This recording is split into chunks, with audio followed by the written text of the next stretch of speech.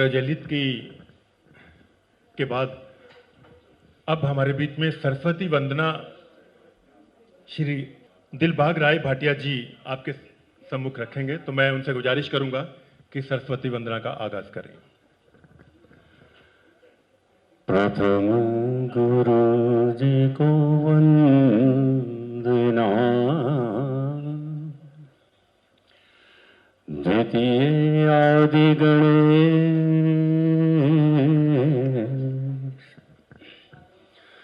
तृतीय सिमरा मां शारदा,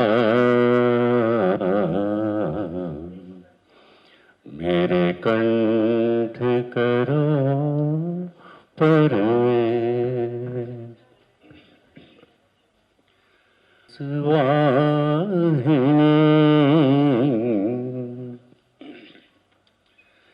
जगत व्यापिनी,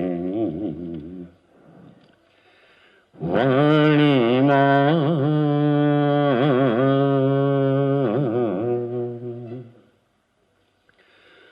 करुणामयी कल्याण कर, कल्याणी मां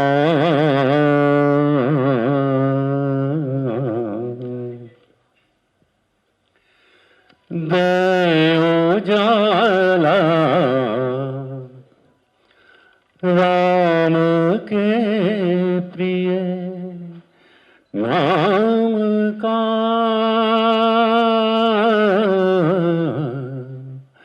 नाम का, नाम का प्रेम भर दो वाणी में, कल्याणी मां।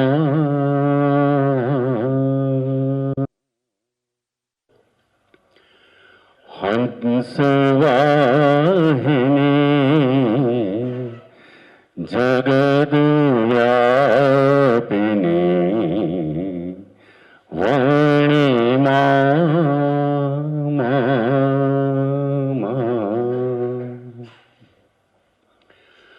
धड़कती है ज्वाल माता मोह की,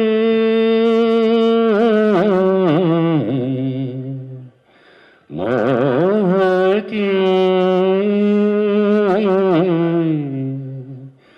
मोह की धड़कती है ज्वाल माता मोह की, मोह की, मोह की शांत कर दे, शांति दायिनी वाणी मां,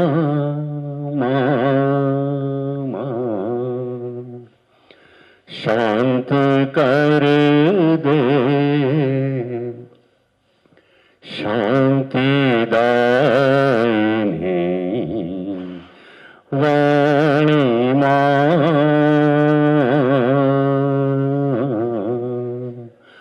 हंस वाहिनी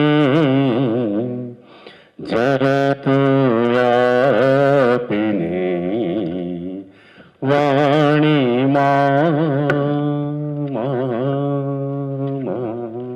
जय मां सरस्वती। शुक्रिया सर। जैसे कि किसी भी कार्यक्रम को शुरू करने से पहले विधिवत रूप से दीप प्रज्वलित और सरस्वती वंदना की जाती है, अब मैं यहाँ आपसे मुलाकात करवा रहा हूँ ऑकल्ट साइंस फाउंडेशन के उन नायाब हीरों से जिन्होंने इस प्रोग्राम को यहाँ तक पहुँचाने में दिन रात की मेहनत की है। तो मैं सबसे पहले चेयरपर्सन उषा वसुंधरा जी, जो कि न्यूमरोलॉजी, टैरो रीडर, वैदिक एस्ट्रोलॉजी और वैदिक न्यूमरोलॉजी में मास्टर है। उसके बाद प्रेसिडेंट आचार्य सुनीता साहनी जी, वैदिक ज्योतिष, पॉमिस्ट एंड अंक ज्योतिष में जिनका महारत है। जनरल सेक्रेटरी सपना गोयल जी, वैदिक ज्योतिष और कौड़ी रीडिंग में। एडवाइजर आर के चौहान, वैदिक ज्योतिष और नाइस पर्सनैलिटी है, जो बहुत ही उम्दा इनका व्यक्तित्व है। इसके अलावा वाइस प्रेसिडेंट सीमा जैन, वैदिक ज्योतिष और अंक ज्योतिष और टैरो में मास्टरी है जिनकी। Joint secretary Acharya doctor Atul Vashishth, name numerologist, वैदिक ज्योतिष में मास्टरी है। और इसके अलावा कैशियर आकांक्षा मारवा जी, जो टैरो रीडर है। तो दोस्तों, ये जो प्रोग्राम है, आज यहाँ पे मैं जो महान हस्तियाँ जो इस सभागार में मौजूद हैं, उनको देखने के बाद मैं ये कहने वाला हूँ कि आज ज्ञान की गंगा बहने वाली है। तो जो लोग भी यहाँ मौजूद हैं, वो लोग अपने दिलो दिमाग की खिड़कियाँ खोल के रखें, क्योंकि काफ़ी ज्ञान यहाँ से आप हासिल कर सकते हैं। तो इस प्रोग्राम के बारे में मैं चंद शब्द अपनी तरफ से कुछ कहना चाहता हूँ। आज जैसे कि हमारे इस कार्यक्रम का शीर्षक मेगा एस्ट्रो मीट स्वर्ण ज्योतिष सम्मान है, जो कि ऑकल्ट साइंस फाउंडेशन द्वारा ऑर्गेनाइज किया गया है, जिसमें बहुत से विद्वान पंडित ज्ञान के प्रकाश का दीपक जलाएंगे। आप जितना चाहिएगा हासिल कीजिएगा। ज्ञान एक प्रकार की मनोदशा है, ज्ञाता के मन में होने वाली एक तरह की हलचल, वह बौद्धिक अनुभव जो ज्ञानेंद्रियों द्वारा प्राप्त होता है। ज्ञान हमारे मस्तिष्क को विकसित करने का काम करता है। ज्ञान के आधार पर ही हम विभिन्न प्रकार के कार्यों को करते हैं और अपने कार्य क्षेत्र में आगे बढ़ते हैं, यानी उन्नति करते हैं। ज्ञान की उन्नति, तरक्की, आगे बढ़ने की शक्ति, प्रेरणा देता है। ज्ञान अथाह है, अनंत है, इसे जितना खोजते जाओ उतना बढ़ता है। और ज्ञान का एक स्वरूप है ज्योतिष ज्ञान, और आज हमारे बीच में ज्योतिष ज्ञान के अथाह सागर विराजमान है, जिनकी ज्योतिष विद्या पर काफी गहरी पकड़ है, जिन्होंने अपने अनुभवों से ज्योतिष ज्ञान को समाहित कर लिया है। जैसा कि आप सब जानते हैं कि ज्योतिष ज्ञान के साथ साथ विज्ञान भी है, और इसकी कई सारी शाखाएं हैं, और उन सभी ज्योतिष विधाओं के पारंगत विद्वान आज हमारे बीच में उपस्थित हैं। और यहाँ मौजूद मैं सभी माननीय मेहमानों से गुजारिश करूंगा कि वो अपने दिलो दिमाग की तमाम खिड़कियों को खोलकर रखें, ताकि अगले चंद घंटों में जो ज्ञान की गंगा बहने वाली है, उससे आपके अंतर मन में ज्ञान का संचार हो सके। अब मैं ज्यादा समय न लेकर ऑकल्ट साइंस की माननीय प्रेसिडेंट आचार्य सुनीता साहनी जी को आमंत्रित करूंगा कि वो मंच पर आकर चंद शब्द कहें और आए हुए मेहमानों का स्वागत करें। तो जोरदार तालियों के साथ मैम का स्वागत कीजिए।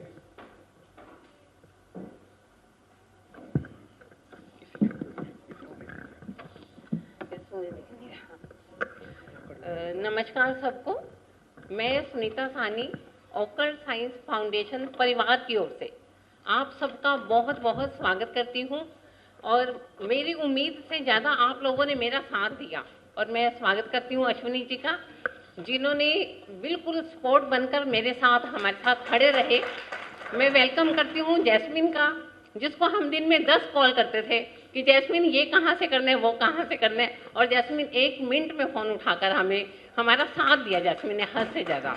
और मैं वेलकम करती हूँ स्वामी जी का, अपने गुरुओं का, अनुराग कौशिक जी का, वासुदेव सर का, और कमल किशोर जी। आप मेरे एक बार कहने से आए, आपने मेरी इज्जत रखी।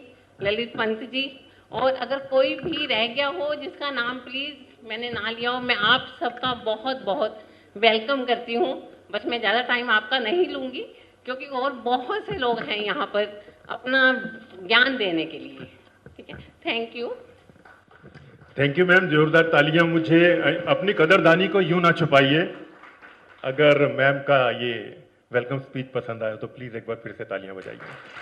शुक्रिया शुक्रिया, थैंक यू। तो मैं अब आज प्रोग्राम को आगे बढ़ाते हुए मैं सबसे पहले आमंत्रित करूंगा स्टेज पर अपने भाव रखने के लिए रोहित पंत जी से कि वो आकर अपने विचार रखें। जोरदार तालियों के साथ रोहित पंत जी का स्वागत कीजिए। आदरणीय सभी दिव्यात्माओं को मेरा प्रणाम। मैं Rohit Pant, I am a learner of Vedic astrology. तो जैसा हमारे हिंदू धर्म में है कि सबसे पहले हम गणपति जी का आवाहन करते हैं, तो मैं हाथ जोड़ के गणपति जी का आवाहन करता हूं कि इस चीज को बिल्कुल निर्विघ्न संपन्न करें। दूसरा है कि हम जब भी करते हैं तो अपने इष्ट का ध्यान करते हैं, तो मैं अपने इष्ट माँ बगलामुखी का ध्यान करते हुए अगर इफ यू परमिट तो मैं थोड़ी देर के लिए तो करना चाहूंगा।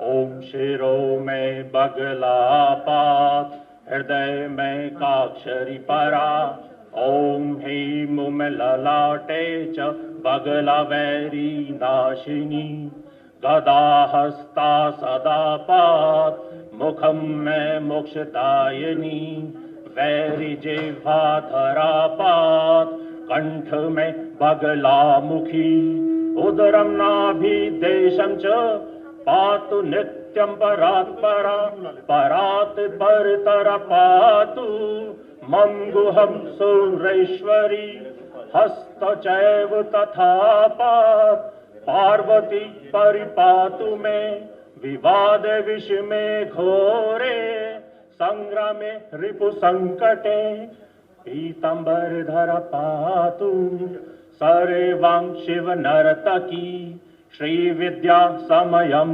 पात, मातंगी पूरिता शिवा, पातु पुत्रं सुतं चैव, कलत्रं कालिकामं, पातु नित्यं भ्रातरं पितरं शूलिनी सदा, रंध्रैः बगला देव्या कवचमन्मुखोदितं, नावे दयममुख्याय सर्वसिद्धिप्रदायकं, पठनाद्धरणादस्य पूजनाद्वाञ्छितं लभेत्, इदं कवचं ज्ञात्वा यो जपेद् बगलामुखी, पिबन्ति शोणितं तस्य योगिन्यः प्राप्य सादरः, वश्च चाकर्षणे चैव मारणे मोहने तथा, महाभय विपतो च पठेद् वः पाठयेतु यः, तस्य सर्वार्थ सिद्धि स्याद् भक्ति युक्तस्य पार्वती। इसके बाद मैं समस्त गुरुजनों का जो यहाँ उपस्थित हैं और अनुपस्थित हैं सभी को सादर प्रणाम करता हूँ। इसके बाद मैं क्षमा याचना करता हूँ, क्योंकि हम में से कोई भी परमात्मा के गुणों का व्यक्त करने के लिए या बखान करने के लिए I think I am not capable, ठीक है। तो इसके लिए मैं क्षमा याचना करता हूँ, हे प्रभु मेरे से कोई त्रुटि या अपराध हो जाए तो उसके लिए मुझे क्षमा कर दें। तो एक स्टोरी है सबसे पहले कि भृगु ऋषि थे, उन्होंने कहा कि भाई परमात्मा क्या है, उनकी ये जानने की इच्छा हुई, तो उन्होंने आवाहन किया वरुण देव का।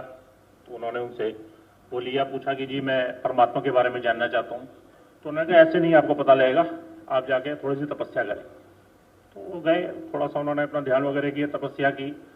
तो आगे वो आए, कहते जी वरुण देव मुझे पता लग गया है। कहते क्या पता लग गया आपको? कहते जो अनाज है वो ही परमात्मा है। उन्होंने कहा नहीं, आप दोबारा जाइए। वो दोबारा चले गए। तो नेक्स्ट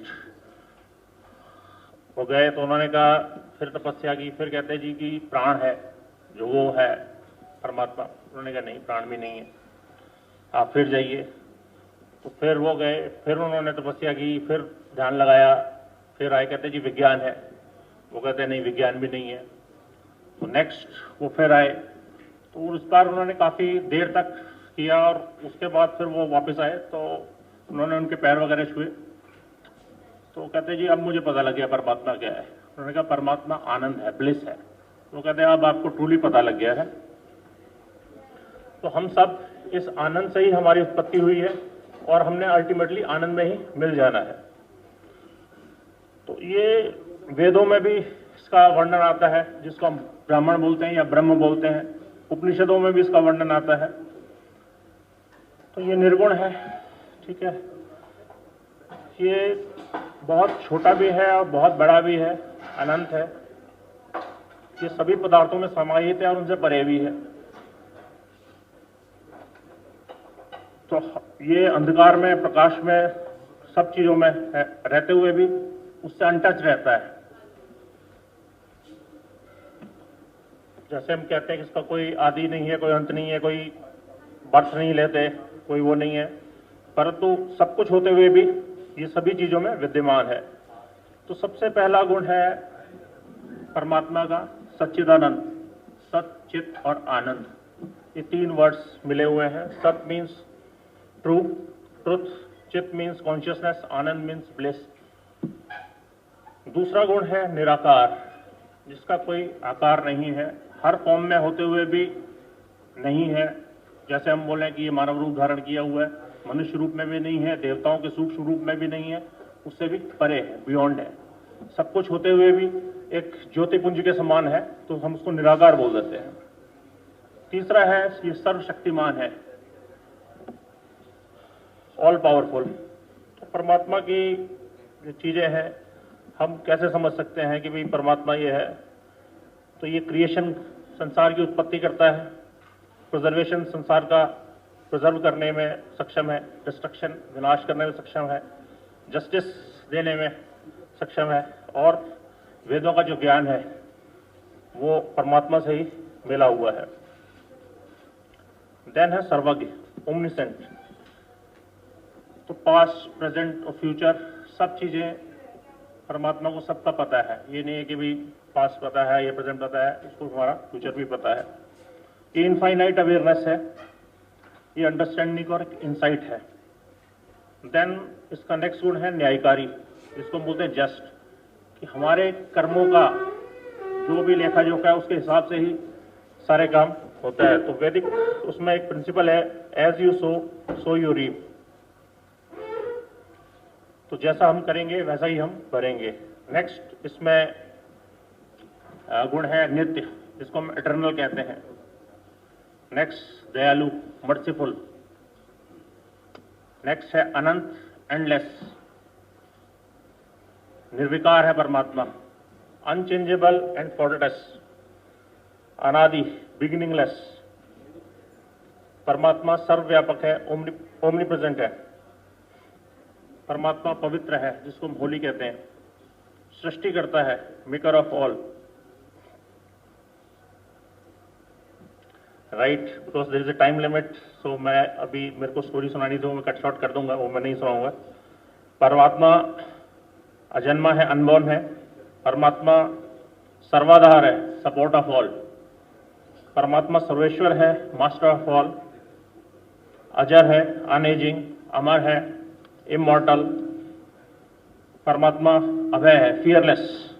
परमात्मा अनुपम है, अनइक्वल्ड। तो ये सारे गुण हमने परमात्मा के जो मुझे लगे वो मैंने आपसे शेयर किए, ये सारी कैरेक्टरिस्टिक्स हैं। तो मैं आप लोगों का ज़्यादा टाइम नहीं लूँगा, और ये कहते हुए मैं आप सबका धन्यवाद करता हूँ। इसमें कुछ चीज़ें ऐसी हैं, क्योंकि ये एक डिवाइन साइंस है। हमारे पास कोई भी आता है, जब भी किसी एस्ट्रोलॉजर के पास कोई भी आता है तो वो दुखी है या किसी भी तरह से, तो मेरा मानना है कि हम उसको प्रॉपर तरीके से गाइड करें और उसकी चीज़ को अंडरस्टैंड करते हुए उसको एक सोल्यूशन दें। और इन चीज़ों में हम परमात्मा के जो गुण है उनको अपने अंदर इनकलकेट करने की कोशिश करें। अगर हम उसका कुछ फ्रैक्शन ऑफ, जिसको तो फ्रैक्शन बहुत ही मिनिमम परसेंटेज भी हमारे अंदर आ जाएगी, तो मैं समझता हूं कि हम सबका जीवन धन्य हो जाएगा। धन्यवाद।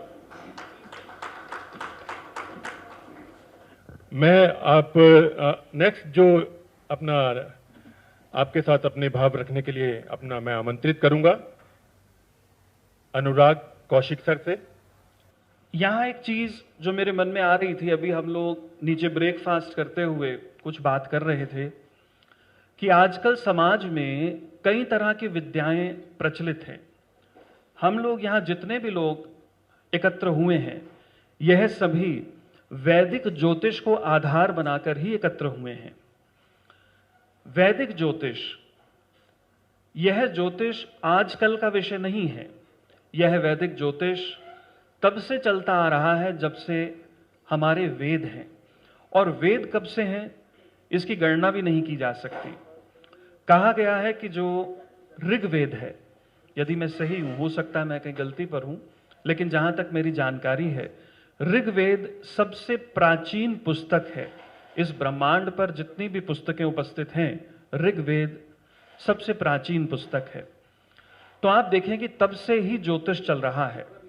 हमारे प्राचीन विद्वानों ने किस विद्या से अंतरिक्ष में ग्रहों की स्थिति का अनुमान लगाया, अपने आप में चैलेंज है। तो ये विद्या तब से है, आज से नहीं, तब से है। और आजकल कई तरह के और विषय चल रहे हैं कि जैसे कुछ लोग हमारे विषय में सब कुछ बता रहे हैं बिना किसी जन्म कुंडली के। आप उनको देखें, वो अंतर्यामी होते हैं। आप उनके सामने बैठे और आपको वो बहुत कुछ बताएंगे, आपके पिता का नाम, माता का नाम, ये वो, आप बड़े प्रभावित हो सकते हैं। या हम कहें कि एक आम व्यक्ति जिसको ज्योतिष की जानकारी नहीं है, जो अपने भविष्य को जानना चाहता है, ये ऐसे लोगों से खूब प्रभावित हो सकता है। लेकिन हमारा वैदिक ज्योतिष यहां पर भी नंबर 1 है। क्यों? क्योंकि जन्म कुंडली से ही भविष्य की सही गणना की जा सकती है। इस प्रकार के भूत विद्या, यानी कि जो भूत में हो चुका उसका अनुमान लगाना, या किसी व्यक्ति को पहचान के उसके बिना बताए उसके नाम का अनुमान लगाना, ये सब कई प्रकार की एनर्जी से संभव है। आप सामने हो और मैं आपके सामने हूं, तो शायद मैं आपके मन को पढ़कर आपके विषय में कुछ बता दूं, लेकिन ये कोई बहुत बड़ी बात नहीं है। हमारे प्राचीन विद्वान बहुत बुद्धिशाली थे, आजकल के लोगों से ज्यादा बुद्धिशाली थे, और उन्होंने वैदिक ज्योतिष को ही अपना आधार बनाया है। तो हमें हमेशा वैदिक ज्योतिष पर ही अपनी पकड़ और पूरा सम्मान रखना चाहिए। इसका एक और आपको उदाहरण दूंगा कि एक बड़े अच्छे विद्वान हैं, अभी भी धरती पर हैं, और वह बहुत बड़ा एक समुदाय इकट्ठा करते हैं। उनका अपना एक समुदाय है, बहुत बड़ी जनता उनसे मिलती है, और वह सामने एक पर्सन को देखकर उसके विषय में बहुत कुछ बताने की कोशिश करते हैं, और वो ठीक भी बताते हैं। लेकिन बात यह आती है कि क्या वह भविष्य बता सकते हैं? अब मेन प्रश्न यही है। वो लोग भविष्य नहीं बता सकते। भविष्य बताने का काम या भविष्य का अनुमान लगाने का काम वो आज भी ज्योतिषियों के ही हाथ में है। और इसी कारण से ज्योतिष विद्या अपने आप में सम्माननीय है, सम्माननीय थी और सम्माननीय ही रहेगी। समाज के अंदर कई तरह के लोग आएंगे और कई तरह के चीजें जाएंगी, लेकिन यह आज से नहीं है। हमारा वैदिक ज्योतिष बहुत प्राचीन है। हम इस विद्या की छवि को कभी भी धूमिल कर ही नहीं सकते, और ये हो भी नहीं सकती।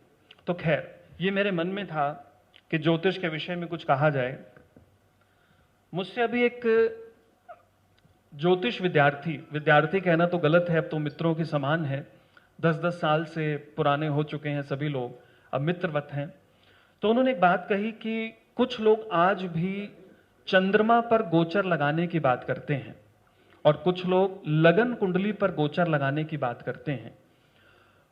तो सभी लोगों के मन में एक विचार आता है, या जो बिल्कुल अभी स्टार्टअप है ज्योतिष में, वो कंफ्यूज हो जाते हैं कि हम चंद्र कुंडली पर गोचर लगाएं या फिर लगन कुंडली पर गोचर लगाएं। इस पर कुछ लोगों ने मत दिए हैं कि चंद्र कुंडली यदि लगन कुंडली से बली है, ताकतवर है, तो चंद्र कुंडली पर गोचर लगाइए, अन्यथा लगन कुंडली पर गोचर लगाइए। इस तरह की बातें देखने को मिलती हैं। तो इस पर मैं अपने एक विचार देना चाहूंगा आपको। देखिए, जैसे मेरा नाम अनुराग है, और मेरी अगर आप राशि की बात करें तो मेरी राशि मेष राशि है। यदि आज से बहुत साल पहले हम ज्योतिषियों को देखें तो वो अपने सामने आने वाले व्यक्ति से किस प्रकार संवाद करते थे उसको देखते हैं। यदि मान लीजिए आज से 100 साल पहले मैं किसी ज्योतिषाचार्य के पास जाता और उन्हें कहता कि मेरा नाम अनुराग है, कृपया मेरे विषय में कुछ कहें, तो ज्योतिषाचार्य तब मुझे पूछते 100 साल पुराने कि लाइए अपनी जन्म पत्रिका दीजिए, मैं उसमें देखकर बताता हूं कि आपके ग्रह कहां चल रहे हैं। और मैं यदि उन्हें कहता कि मेरे पास तो जन्म पत्रिका नहीं है, मेरे पास समय ही नहीं है, अर्थात जन्म समय मुझे क्लियर ही नहीं है, डेट ऑफ बर्थ भी क्लियर नहीं है, सिर्फ मुझे तो अपना नाम ही पता है और वह नाम है अनुराग, तो वह विद्वान ज्योतिषाचार्य मेरी शक्ल देखते और अंदाजा लगाते कि लगभग ये पर्सन 40 के नियर बाय है। वो अनुमान लगा लेते। ये अनुमान लगभग लग भी जाता है, कोई बहुत बड़ी बात नहीं है, आप इसे लगा सकते हैं। और वह सोचते कि इस पर्सन का नाम अनुराग है, अ, तो अ से कौन सी राशि आती है आपको पता है, मेष राशि। तो वो एक अनुमान लगा लेते थे कि इस पर्सन पर इस समय 40 साल के बाद इस समय यह दशा चल रही हो सकती है। आपको इस बात का अच्छी तरह भान है कि दशाओं का अनुमान किस प्रकार लगता है। हम व्यक्ति की जन्म पत्रिका में बैठे हुए चंद्रमा से देखते हैं कि वह किस नक्षत्र में है या किस चरण में है, तो उसके आधार पर हम किसी पर्सन की महादशा या अंतरदशा का निर्धारण करते हैं। तो इस बात का अनुमान मात्र मेरे नाम से ही लग गया है, तो प्राचीन विद्वान एकदम सोचते कि इस समय इस पर्सन पर ये दशाएं चल रही हो सकती हैं। तो दशा से कुछ हद तक मनोस्थिति का आकलन तो हो ही जाता है। तो ऐसे में वे विद्वान चंद्र कुंडली पर गोचर लगाया करते थे कि इस पर्सन की मेष राशि है, तो मेष राशि पर इस समय ये ग्रहों का गोचर हो रहा है। तो ये एक तरीका था चंद्र कुंडली पर गोचर लगाने का। लेकिन यदि मैं उसी विद्वान पर, आज से 100 साल पहले के विद्वान पर जाऊं और उनको अपनी जन्म पत्रिका देकर कहूं कि बताइए मेरे भाग्य में क्या लिखा है, तो वे क्या करेंगे? वे अब चंद्र कुंडली पर गोचर नहीं लगाएंगे। वे किस पर गोचर लगाएंगे? लगन कुंडली पर। तो आपने इन बातों का ध्यान रखना है कि गोचर हमेशा और हमेशा लगन कुंडली पर ही लगाना है। आपने किसी बात पर ध्यान नहीं देना। यहां पर एक और प्रश्न मुझे कहा गया कि YouTube पर बहुत सारे वीडियोस हैं, कोई भी पर्सन अपना वीडियो डाल सकता है। गूगल पर बड़े बड़े आर्टिकल्स, ब्लॉग्स लिखे जा सकते हैं, पुस्तक लिखी जा सकती हैं, कई तरह की घोस्ट राइटिंग होती है। मैंने भी बहुत लोगों के नाम से पुस्तकें लिखी हैं, तो पुस्तकें लिखी जा सकती हैं। तो आप किस चीज को सही माने और किस चीज को गलत माने। जिस व्यक्ति की मनोस्थिति एक लेवल पर टिक चुकी है, जो व्यक्ति एक ज्योतिषी हो चुका है, उसके लिए तो आसान है। लेकिन जो व्यक्ति अभी थोड़ा सा सीख रहा है, थोड़ा खाली सा है, उसके लिए बड़ी कंफ्यूजन हो जाती है कि हम किस चीज को माने और किस चीज को छोड़ें, इसका कैसे अनुमान लगाएं। तो इसके में आपको मैं कहता हूं, बड़ा सरल है। दो चीजें होती हैं, एक होता है विचार और एक होता है नियम। एक होता है विचार और एक होता है नियम। ज्योतिष के नियमों को जानने की कोशिश कीजिए। नियम वही रहेंगे जो वो हैं, जैसे सूर्य ग्रह, चंद्र ग्रह, ज्योतिष में 9 ग्रह हैं। कोई पर्सन 10वां ग्रह तो नहीं बता सकता ना, ये तो नियम है। सूर्य से पिता का विचार करते हैं, सूर्य से हड्डियों का विचार करते हैं, सूर्य से हृदय का विचार करते हैं। बिल्कुल स्टार्टिंग पॉइंट होता है। तो सबसे पहले क्या बनता है उसका? हृदय। जब ब्रह्मा जी जो हमारे हैं, इन ब्रह्मा जी का ये वाला ब्रह्मांड बनता है, तो सबसे पहले क्या आता है? सूर्य। और कुंडली के अंदर सूर्य यदि दूषित हो तो आपको पता है कि हृदय रोग हो सकता है। ये बड़ी आसान सी बातें आपको मैं बता रहा हूं, आप इससे भली भांति परिचित हैं। तो ये नियम है ज्योतिष के। ज्योतिष के नियमों से कभी भी कोई खिलवाड़ नहीं कर सकता, परंतु विचार तो दिए जा सकते हैं। विचार, और विचार ठीक भी हो सकते हैं और विचार गलत भी हो सकते हैं।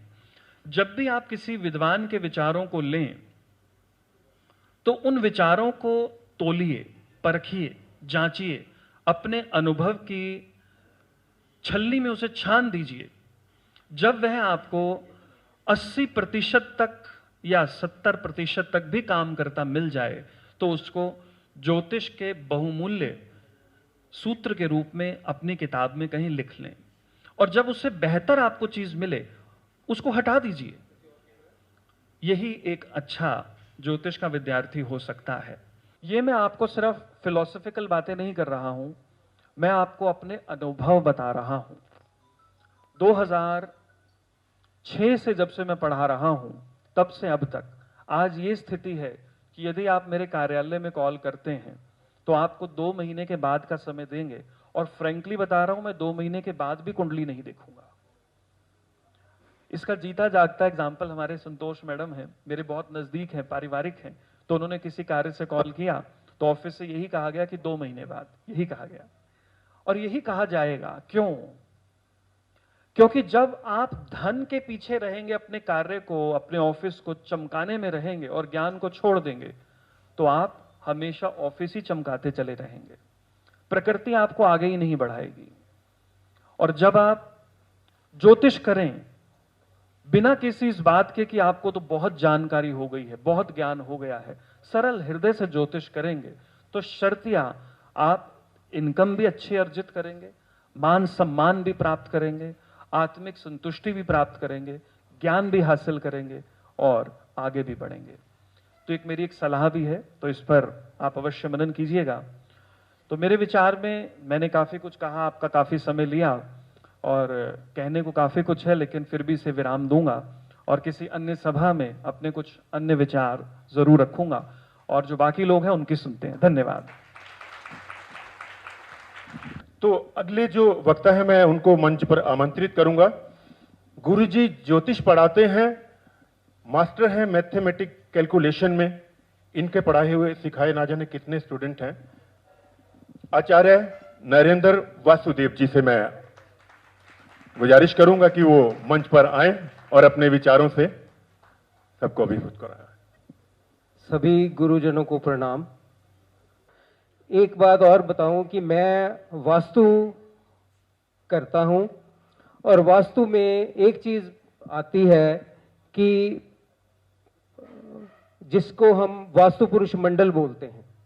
वास्तु पुरुष मंडल में हमारा 4 पदों से शुरू हो जाता है। आज मैं बात करूंगा 81 वास्तु पुरुष के पदों का। उसमें सारे पदों की व्याख्या तो नहीं कर सकते, 45 देवता हैं, ब्रह्मा जी को मिला के 44 देवता होते हैं। और ब्रह्मा जी जो हैं वो हमारे सेंटर प्लेस होता है। जैसे हमारी नाभि होती है, नाभि में प्लेसेंटा कॉर्ड से बच्चे का सारा कुछ मिलता है माता के गर्भ से, उसी तरह हम अपने पूरे स्पेस को, जब हम वास्तु की बात करते हैं तो चाहे इंडस्ट्री हो चाहे कमर्शियल कॉरपोरेट, तो उसकी बात हम करते हैं तो वो एक सेंटर प्लेस की बात करते हैं और वो ब्रह्मा जी का पूरा स्थान हम लेके चलते हैं, ब्रह्म स्थान। तो ब्रह्म स्थान जो होता है, ब्रह्म स्थान बहुत साफ सुथरा और शुभ होना चाहिए। जब ब्रह्म स्थान शुभ होगा, क्योंकि ब्रह्मा एक प्योर एनर्जी है, अनमैनिफेस्टेड एनर्जी, और वो 44 के 44 देवताओं को ब्रह्मा जी से ही एनर्जी चलती है। एक होता है नॉर्थ ईस्ट, नॉर्थ ईस्ट भी हमारा साफ होना चाहिए और ब्रह्म स्थान भी साफ सुथरा होना चाहिए। तो ब्रह्मा जी का अगर प्रतिमा विज्ञान की बात करें, प्रतिमा विज्ञान में ब्रह्मा जी को सेंटर प्लेस में स्थान दिया गया और प्रतिमा विज्ञान के हिसाब से ये बोला गया कि जैसे हर देव को, जैसे आप सभी लोग यहाँ पे कोई न्यूमरोलॉजी, कोई टैरो रीडिंग, कोई कुछ करता है, तो सबने अपना अपना देव जानने में सिद्ध किया हुआ है, तभी आप प्रेडिक्शन कर रहे हैं, तभी आप कुछ कर रहे हैं। अगर आपने देव सिद्ध नहीं किया हुआ तो आप कुछ नहीं कर सकते। तो आप भगवान को मानते हैं तभी आप यहाँ पे प्रेजेंट हैं। तो ब्रह्मा जी हमारी एनर्जी जो है, वो एनर्जी फील्ड ब्रह्मा जी के कारण ही आगे जाता है। अब ब्रह्मा जी के 4 सिर हैं, 4 सिर में से जो ईस्ट, वेस्ट, नॉर्थ, साउथ, ये चारों में से ऋग्वेद, यजुर्वेद, सामवेद, अथर्ववेद इनकी व्याख्या करते हैं। तो ईस्ट जो है वो कनेक्टिविटी को रिप्रेजेंट करता है, साउथ जो कर्म को रिप्रेजेंट करता है, वेस्ट सीक्वेंस को रिप्रेजेंट करता है, और जो नॉर्थ है वो रिप्रेजेंट करता है हमारे नई चीज़, कोई भी नई चीज़ हम करते हैं, कोई भी नई चीज़ प्राप्त करना चाहते हैं, उसको नॉर्थ में रिप्रेजेंट किया जाता है। तो अब जिसका ये ब्रह्म स्थान अच्छा होगा, शुभ होगा, तो ये चारों की चारों चीज़ें उनको बड़े अच्छे ढंग से प्राप्त हो सकती हैं। अदरवाइज कोई ना कोई प्रॉब्लम किसी न किसी डायरेक्शन की वजह से, कि मैं 4 डायरेक्शंस की बात कर रहा हूँ।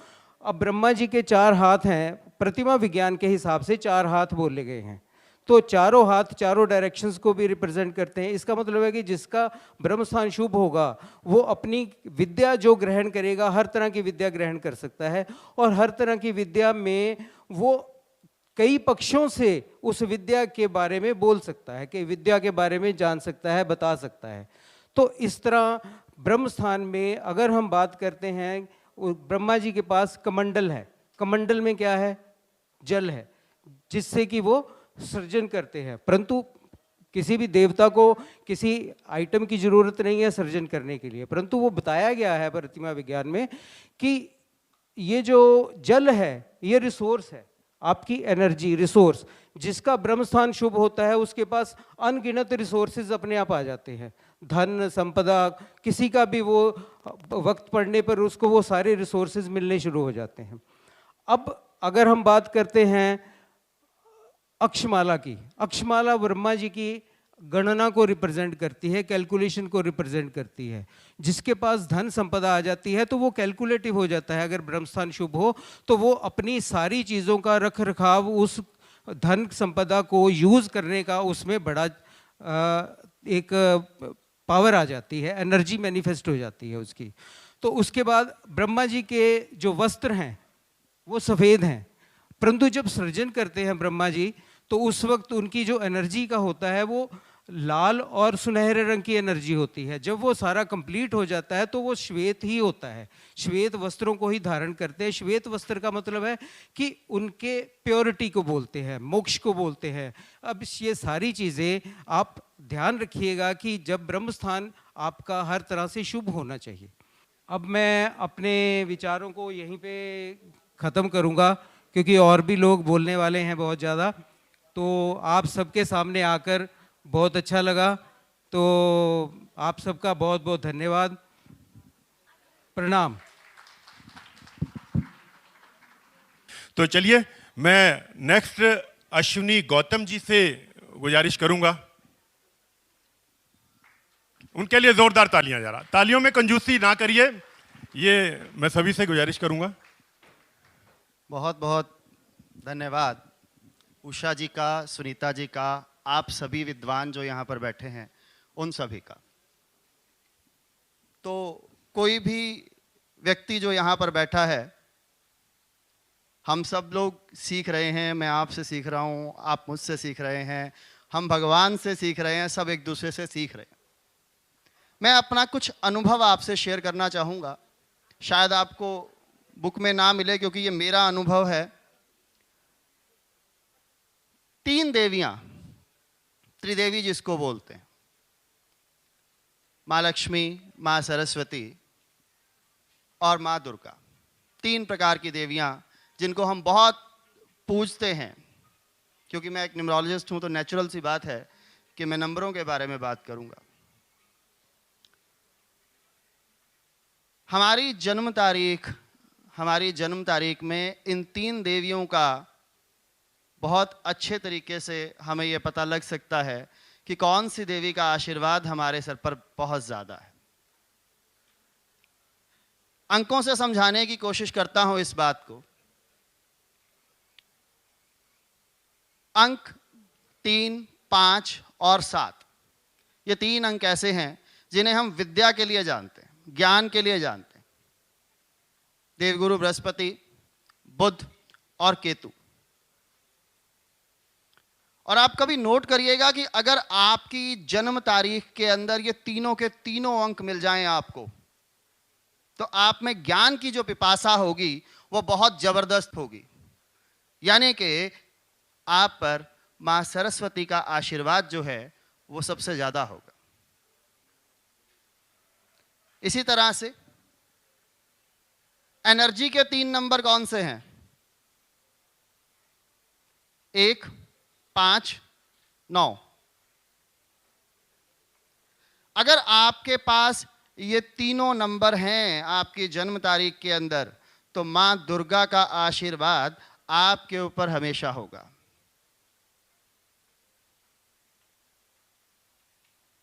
और मां लक्ष्मी 3, 6 और 9,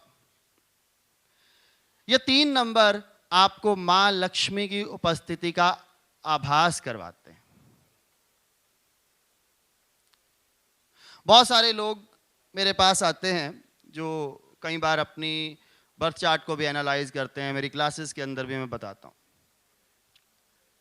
कभी भी जब आप किसी का बर्थ एनालाइज करें उसके नंबरों से, तो एक चीज का खास ख्याल रखें कि वैदिक ज्योतिष से उसको जोड़ना कभी मत भूलें। अदरवाइज बहुत सारी समस्याएं कई बार आ जाती हैं सामने। जी मैंने उसको ये नंबर दिया था, मैंने उसका नाम चेंज किया था, उसको उसके रिजल्ट्स नहीं मिले। मैं कुछ चीज़ें कुछ नंबरों से, क्योंकि समय कम है, मेरे YouTube चैनल पर जाएंगे तो आपको सारी चीज़ें मिल जाएंगी, आप वहाँ से देख सकते हैं। लेकिन इन शॉर्ट मैं आपको बता देना चाहता हूँ।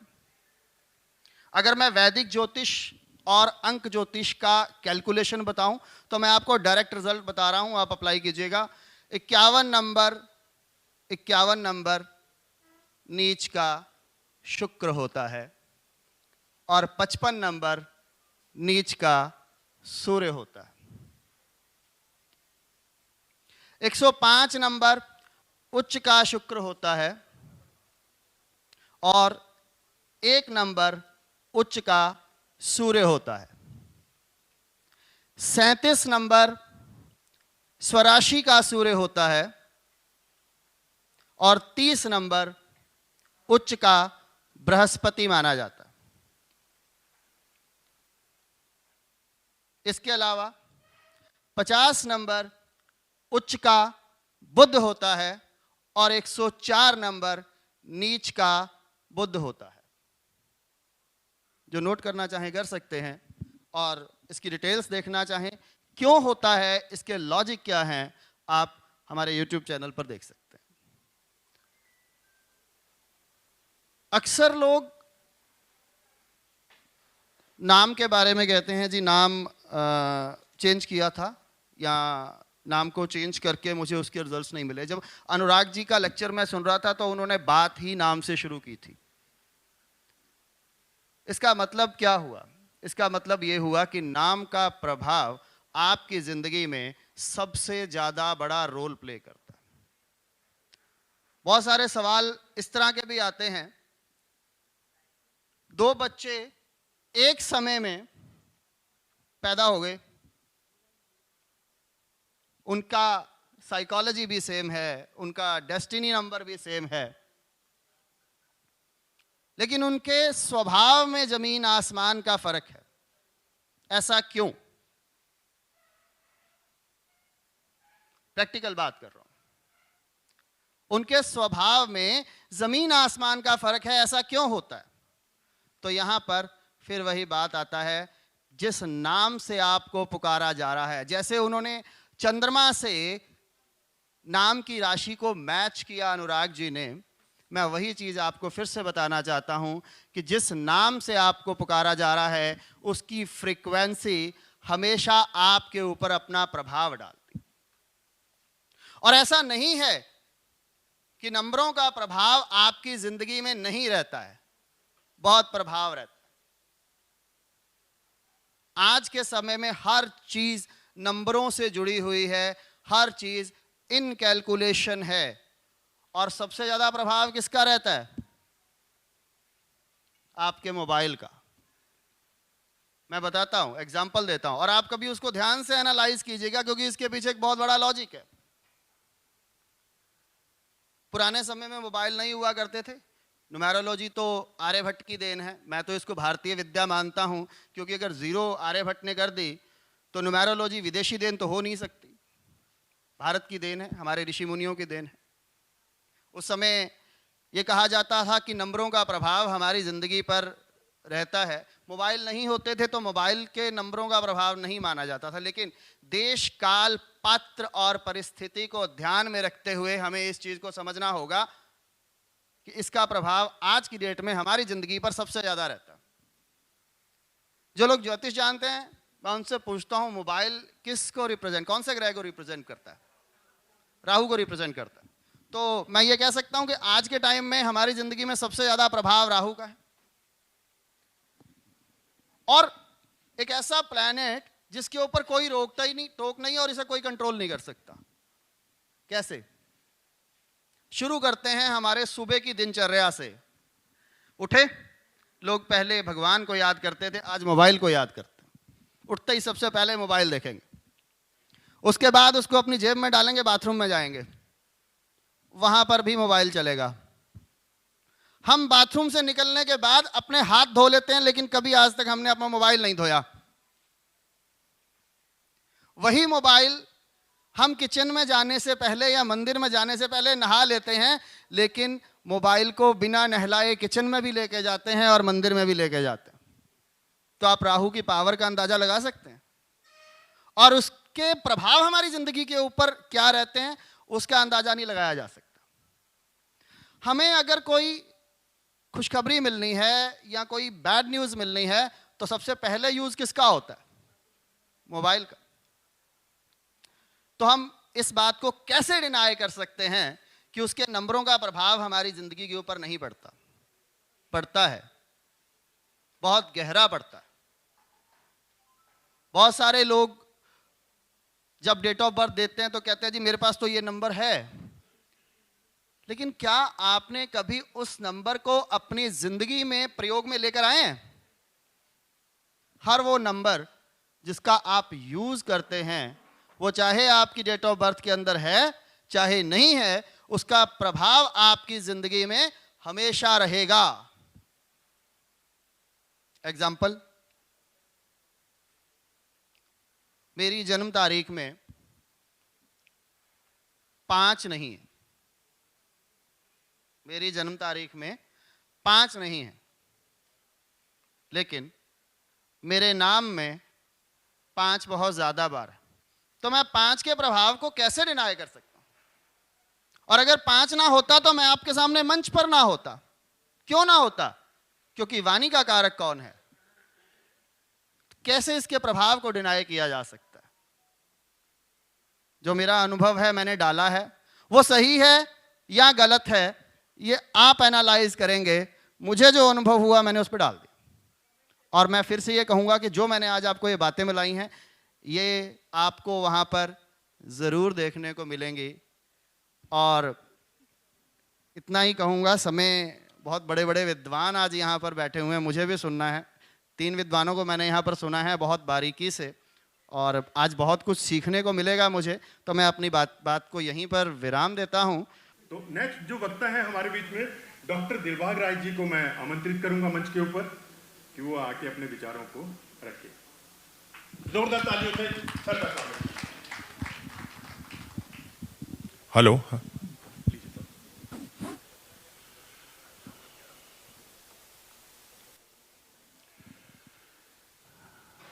धन्यवाद उषा जी को, सुनीता जी को और सभी विद्वानों का।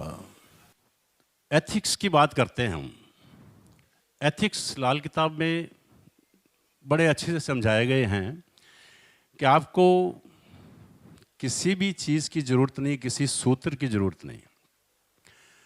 आपके पास कोई व्यक्ति अगर आता है और उसकी मानसिक समस्या है, तो आप उसके कुंडली के अंदर उसके चंद्रमा को एनालाइज कीजिए, मून को आप एनालाइज करेंगे, और वो व्यक्ति अगर अपनी मदर को टॉर्चर करता हुआ आपको मिले तो समझ लो कि उसका मून खराब है, और खराब ही रहेगा वो। जब तक वो 4th हाउस को स्ट्रॉन्ग नहीं करेगा, जब तक वो माँ का कारक ग्रह चंद्रमा को मजबूत नहीं करेगा, तब तक उसको मानसिक शांति नहीं मिलेगी। आजकल के ज़माने में प्रॉपर्टी के झगड़े, भाइयों से, पिता से, बहनों से, सबसे, यहाँ भी लाल किताब के एथिक्स आपने अपने पिता को टॉर्चर किया हुआ, आप उनकी इज्जत नहीं करते हैं, तो definitely you go to 9th house. 9th house को देखिए और उस व्यक्ति का सूर्य देखिए कहाँ पड़ा हुआ है। तो अगर आपको ऐसा कुछ मिले तो उससे सूर्य की, सन की रेमेडीज करवाइए, तो कुछ ना कुछ उसको रास्ता जरूर मिलेगा।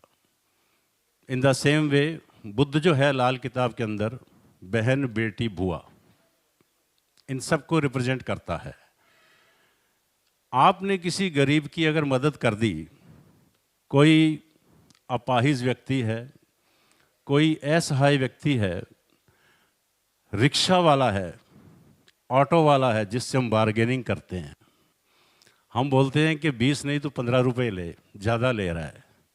कभी ऐसा मत करिए, आप उसको 20 की जगह 25 दे दो, कोई प्रॉब्लम नहीं है। होने वाला क्या है, आपका यहाँ पे शनि ऑटोमेटिकली काम करना शुरू कर देगा। जब भी आप किसी हेल्पलेस की मदद करेंगे, शनि आपका अपने आप काम करेगा। आपने किसी विधवा औरत की हेल्प कर दी, शुक्र आपका अपने आप काम करना शुरू कर देता है। किसी कौड़ी की आपने हेल्प कर दी, आपके राहु, केतु सभी एक्टिव हो जाते हैं। इसलिए प्रैक्टिकली जब मैं बात करता हूँ तो मैं ये न्यू जनरेशन को समझाने की ज़रूर एक छोटी सी मेरी कोशिश रहती है कि लाल किताब के अंदर और वैदिक को थोड़ा थोड़ा कंबाइन करके जब तक आप नहीं चलेंगे, आप रेमेडीज़ को नहीं बता सकते। रेमेडीज़ के लिए लाल किताब को फॉलो करना ही पड़ेगा, अदरवाइज़ आपको दिक्कत आएगी। और कुछ चीज़ें ऐसी भी हैं, जो मेरा टॉपिक था आज का, कि आपको कुछ चीज़ें नहीं भी करनी होती। जैसे चंद्रमा आपका 6ठे घर के अंदर आ गया, कुंडली के अंदर, नेटल मून, तो ऐसे व्यक्ति को रात्रि को दूध का सेवन नहीं करना। 6ठा घर जन्म कुंडली में लाल किताब के अनुसार जली हुई मिट्टी होती है। 8वां घर क्या होता है, शमशान की मिट्टी होती है। आपका अगर चंद्रमा 8वें घर के अंदर आ गया, चाहे वो नीच राशि का है, चाहे वो कोई दूसरी राशि का है, हम जनरली यही कहते हैं कि आप शमशान घाट से जाके कांच की बोतल में पानी भर के लाओ और उसको 43 डेज अपने मंदिर के अंदर रख दीजिए। ये आपके चंद्रमा का बहुत बढ़िया उपाय है और सिद्ध उपाय है, इसको आप करके देखिएगा। और 43 डेज के अंदर अगर वो वाटर आपका कुछ ख़राब होता है, उसमें पार्टिकल्स आते हैं, तो डेफिनेटली आप ये मान के चलिए कि उसकी कुंडली में कुछ मानसिक परेशानियां आने वाली हैं। अब यहाँ कांच क्यों? कांच में भी क्या है कि राहु का निवास होता है। अब इस राहु की बोतल, कांच की बोतल में जब चंद्रमा यानी कि मून पानी को भर दिया, तो चंद्रमा से राहु हमेशा घबराएगा। जब भी हम उपाय करवाते हैं तो हम चंद्र को चौथे घर में लाते हैं। वो उसका कारण भी यही है कि जब भी चौथा घर पानी है, चलता पानी है, दरिया है, इसके अंदर जो ग्रह स्थापित करवा देते हैं, तो ऑटोमेटिकली राहु जो है वहाँ पे अपना अनिष्ट बंद कर देता है। तो बात सार की क्या रही कि 6ठे, 8वें, 12वें तीनों घरों में चंद्रमा अगर आ जाए तो आपको राहु को कंट्रोल करना पड़ेगा। ये भी लिखा गया है कि 9वें घर के अंदर शुक्र हो किसका, उसको अनाथालय में कपड़े दान नहीं करने चाहिए।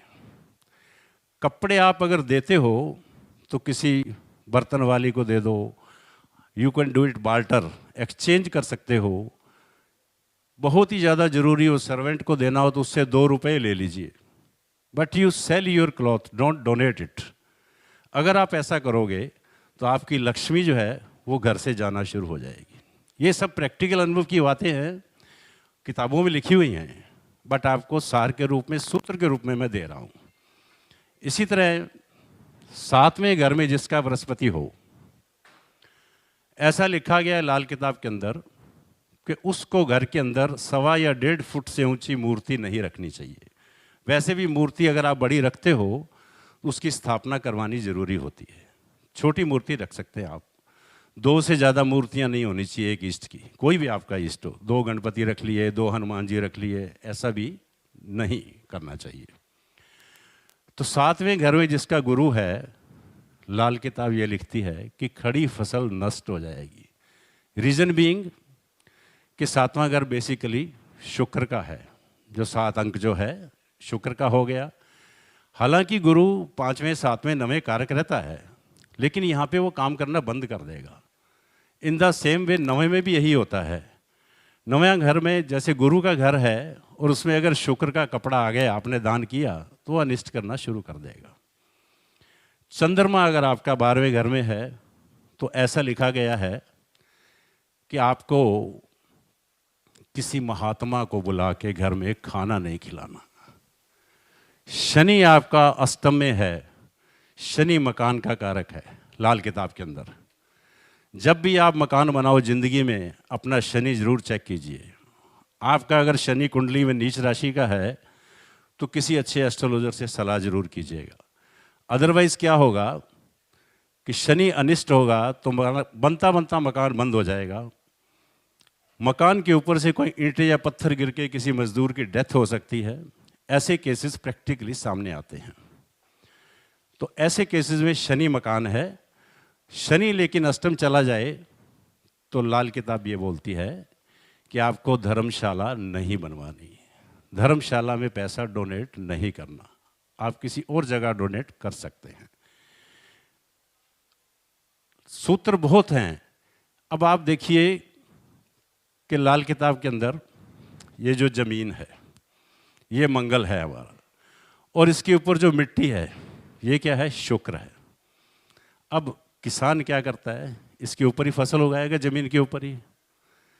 अगर उस किसान का चंद्रमा यानी कि पानी और उस किसान का मंगल मजबूत हुए तो उसकी फसल 100% अच्छी आएगी। साल दर साल फसलें अच्छी आएंगी।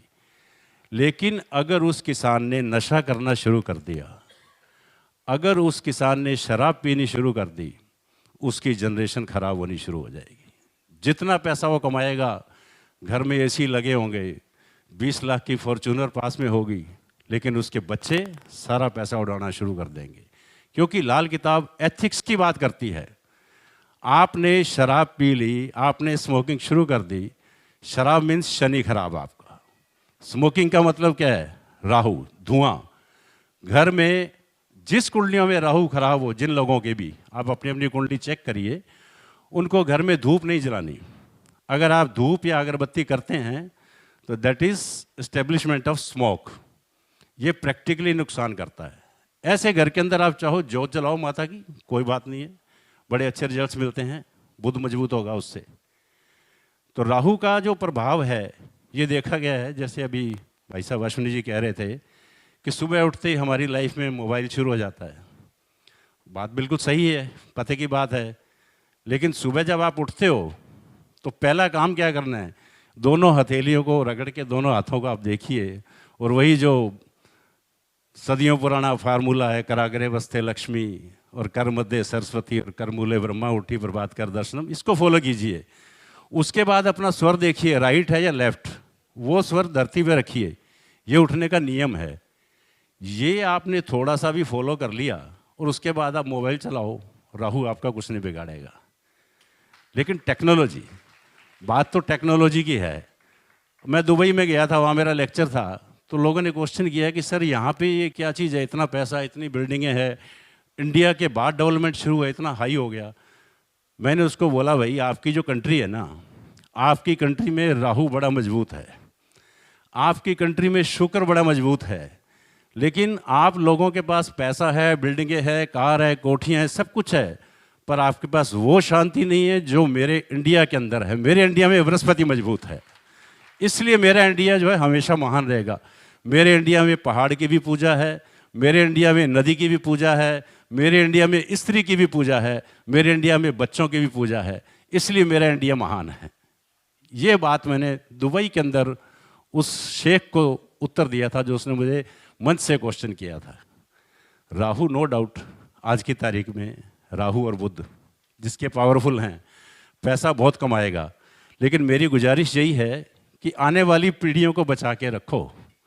आज आपके बच्चे जो पैदा हो रहे हैं, 1-1, 2-2 साल के बच्चे देर टच मोबाइल, ये वो वीडियो वीडियो, माँ खुश हो रही है मेरा बच्चा कितना इंटेलिजेंट है। लेकिन सवाल ये है कि आगे चल के इसी टेक्नोलॉजी ने उसी माँ को खराब करना है। इसलिए घर के अंदर बच्चों को एथिक्स भी सिखाइए और टेक्नोलॉजी भी दीजिए, दोनों का कॉम्बिनेशन रखिए, फिर देखिए आपकी लाइफ में कितना सुधार आता है।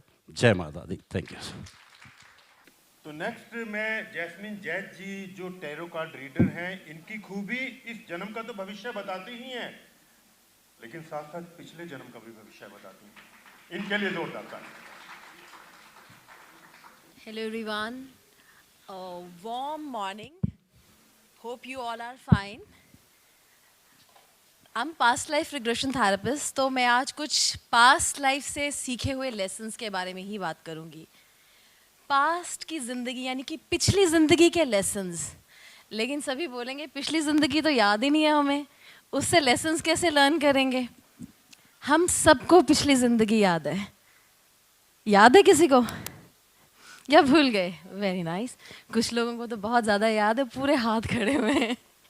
हम सबको याद है, खासकर जब हम छोटे होते हैं ना, बचपन में 2 साल तक की उम्र के, हम सबको अपनी पिछली ज़िंदगी याद होती है, सबको। तभी आपने देखा है छोटे बच्चे अपने आप ही हंसते हैं, अपने आप ही बातें करते हैं, कुछ कुछ बोलते हैं, लेकिन हमें समझ में नहीं आता। लेकिन जब तक उनकी ज़ुबान क्लियर होती है ना, उनकी मेमोरी धुंधली हो जाती है। तो इसी वजह से उनको पिछला जन्म जो है ना, वो 2 साल की उम्र तक ना भूल जाना शुरू हो जाता है। जब वो 2 साल तक के होते हैं तब तक सब याद होता है, और हमें कुछ लोगों को अभी तक भी याद है। हमें ग्लिम्स आते हैं अपने पास्ट लाइफ के, डेजा वू होता है, इंट्यूशंस होती हैं, लगता है इस इंसान को मिले हैं। और सबसे बड़ा आभास पता है क्या होता है?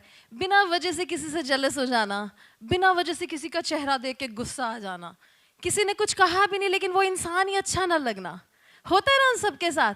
ये कहीं ना कहीं से हम कैरी फॉरवर्ड कर रहे हैं पिछली जिंदगी के कर्मास को, पीछे से उठाए हैं, और वो कहीं ना कहीं पिछली जिंदगी में उस इंसान से हम जेलस थे, या उस पर गुस्सा आता था, या कोई ऐसी बात हो गई थी जिसको हम कैरी फॉरवर्ड करके आगे बढ़ते जा रहे हैं। तो हम लेसन्स कैसे लर्न करें? बहुत आसान है, मैं बहुत समय नहीं लूँगी। आसान है लेसन्स को लर्न करना, मुश्किल नहीं है। ऑब्वियसली मैं पास्ट लाइफ रिग्रेशन थेरेपिस्ट हूँ, तो मैं डेफिनेटली बोलूँगी कि पास्ट लाइफ रिग्रेशन थेरेपी से आप लेसन्स लर्न कर सकते हैं।